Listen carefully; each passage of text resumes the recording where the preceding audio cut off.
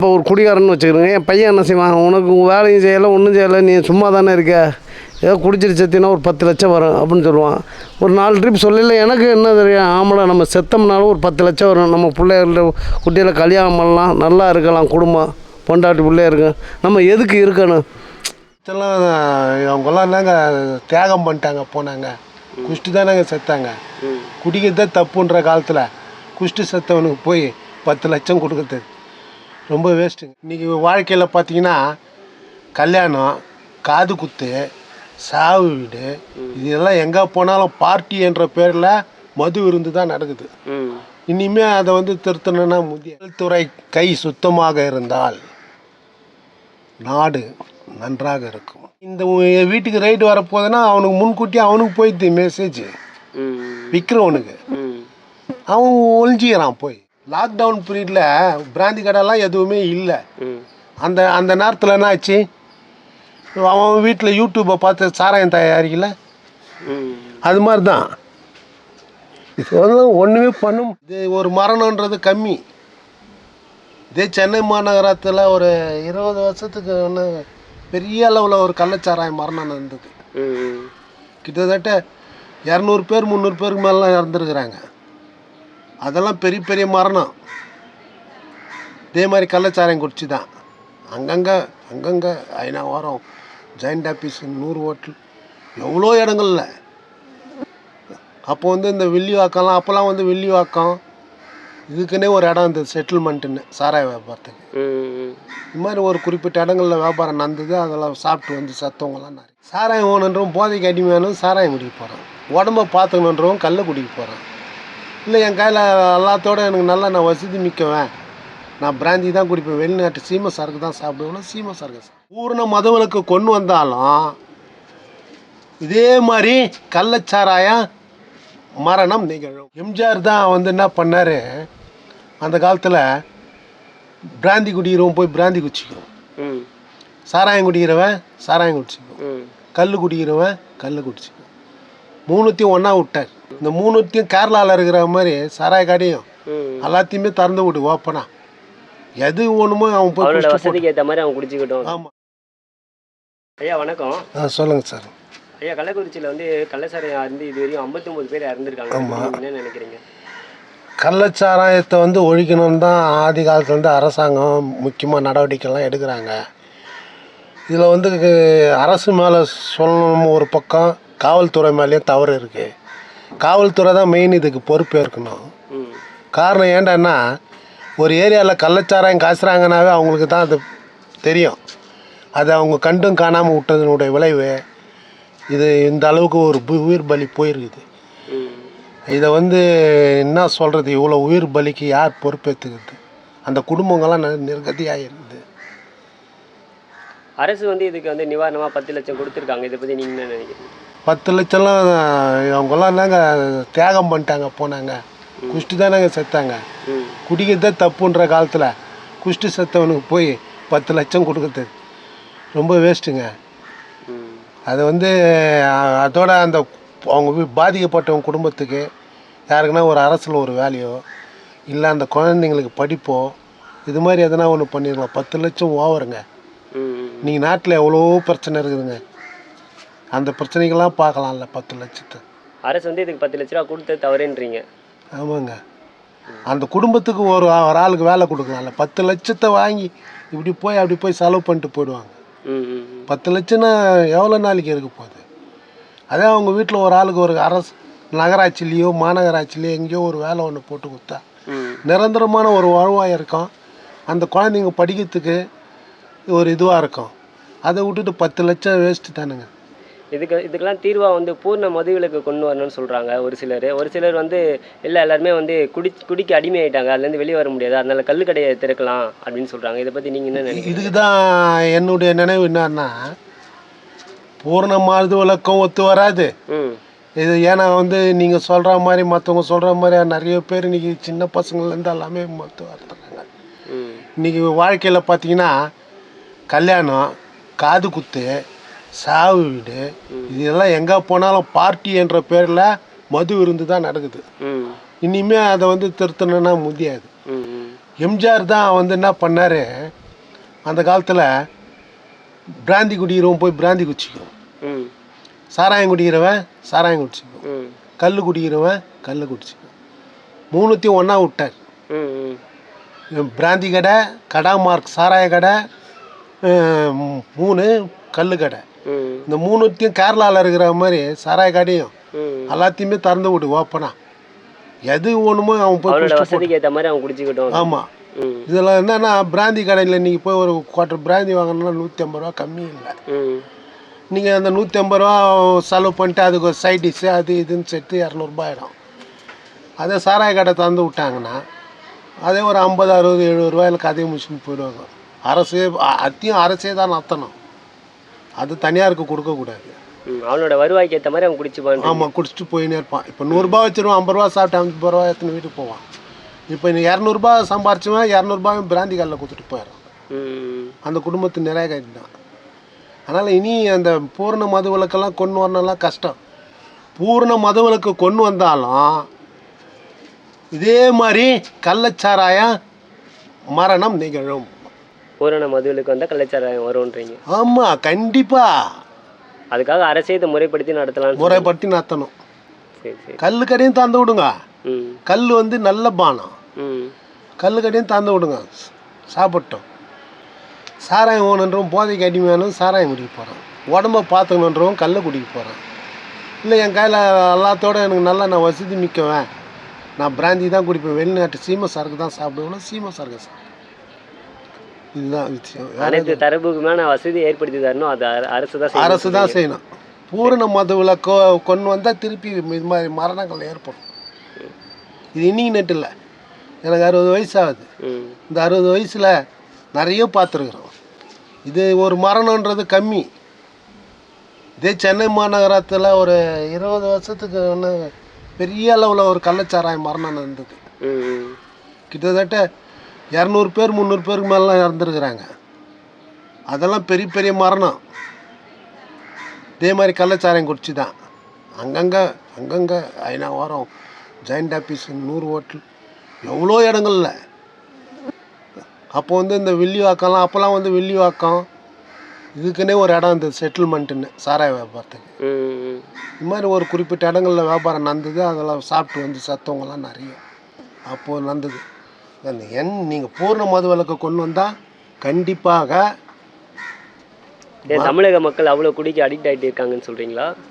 அவ்வளோ குடிக்க அடிங்கமே ஆனாங்கன்னு சொல்ல வரல. திட்டுத்தனமாக வியாபாரம் பண்ணுறவன் பண்ணின்னு தான் இருப்பான். பூரண மதுவிலக்குன்னா கள்ளச்சாராயம் வந்து தடுக்க முடியாது. அது எங்கன்னா ஒரு சந்தில் வரும். ஒன்றும் வேணாம், ஒரே ஒரு உதாரணம் ஒன்று சொல்கிறேன் உங்களுக்கு. லாக்டவுன் பீரியடில் பிராந்தி கடைலாம் எதுவுமே இல்லை. அந்த நேரத்தில் என்ன ஆச்சு, அவன் வீட்டில் யூடியூப்பை பார்த்து சாராயம் தயாரிக்கல, அது மாதிரி தான். இதெல்லாம் ஒன்றுமே பண்ண முடியாது. பூர்ண மதுவிலக்கு பெரிய நான் தான் அப்படின்ற மாதிரி பேசுவாங்க அந்த அரசியல்வாதிகளில்.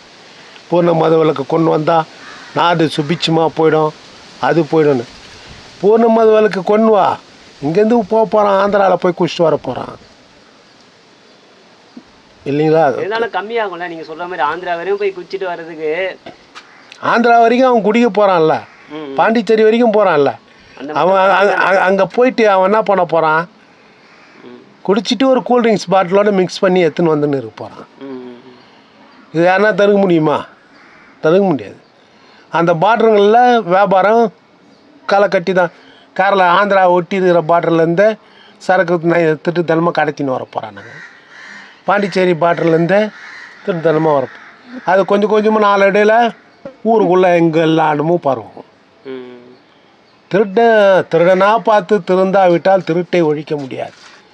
குடிக்கிறவனா பார்த்து திருந்தனாதான் குடியை ஒழிக்க முடியும். இப்போ குடி மட்டும் இல்லை, இப்போ வந்து பார்த்தீங்கன்னா சின்ன சின்ன பசங்க 16, 15 வயசுலேயே வந்து கஞ்சாவில் அடிக்ட். ஆமாம், அது ஓவரா.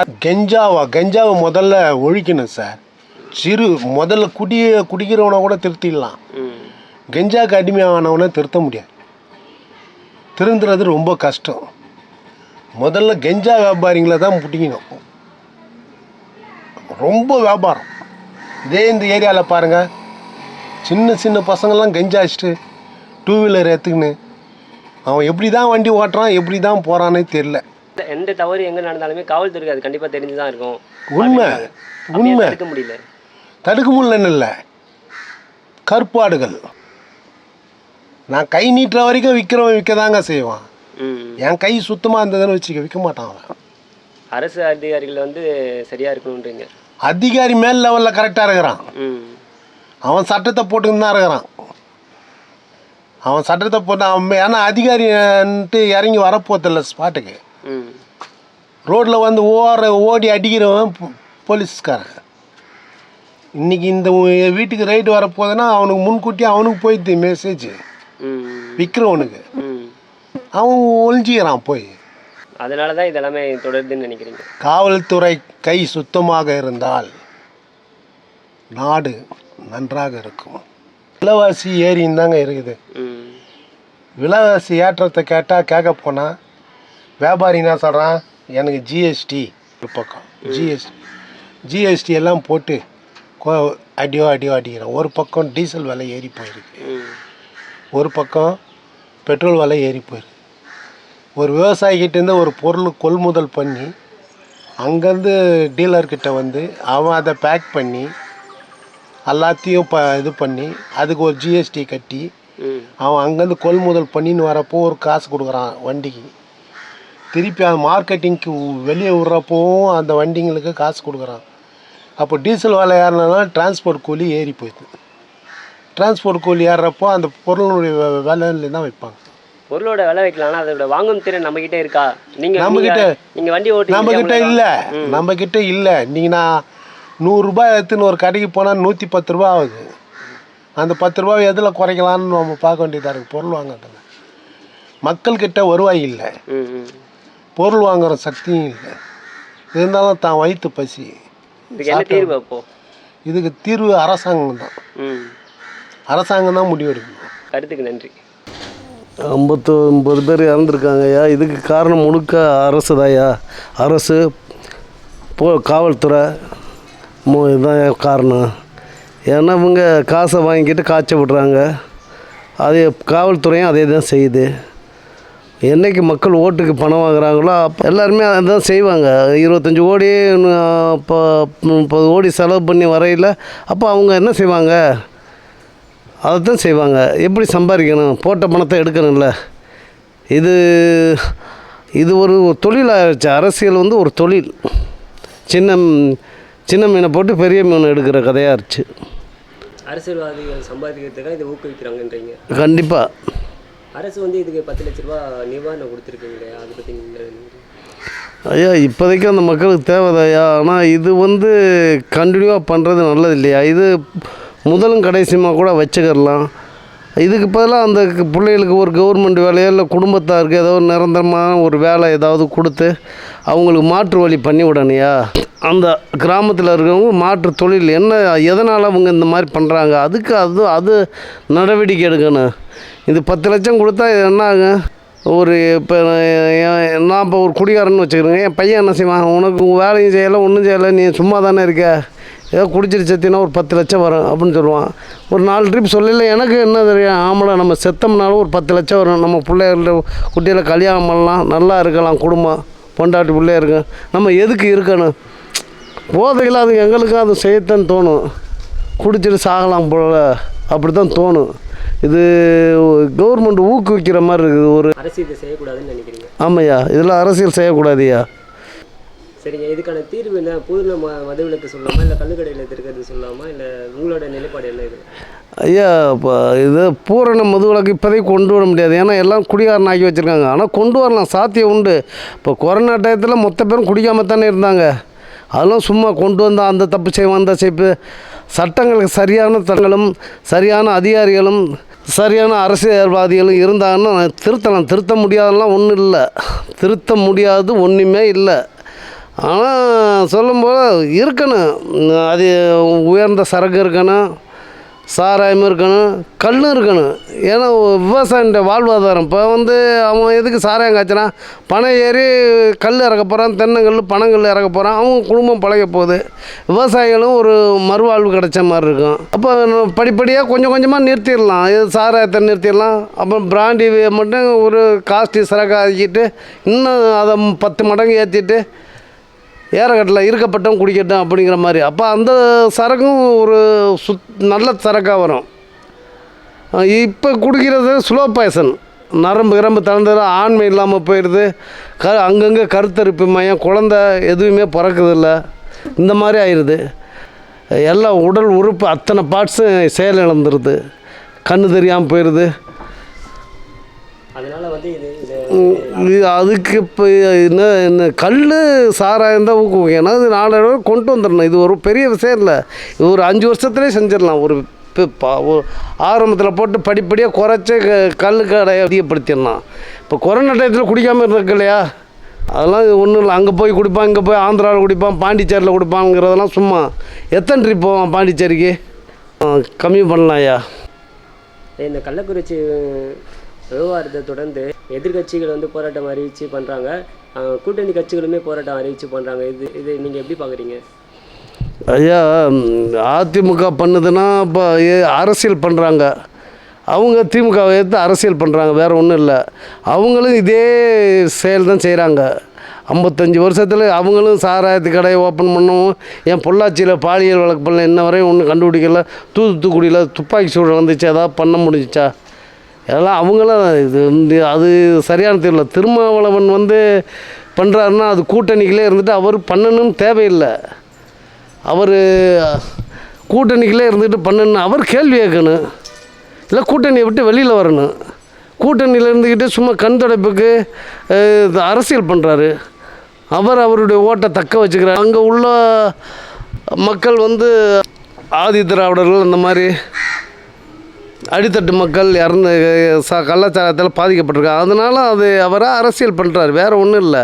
சரியான போராட்டம் பண்ணால் கூட்டணிலேருந்து வெளியில் வரணும், போராட்டம் பண்ணணும், அது நியாயம். இருந்துக்கிட்டே இது என்னது, ஏன்னா பிள்ளையும் தொட்டிலையும் ஆட்டிட்டு பிள்ளையும் கிள்ளி விடுற கதையாக இருக்குது.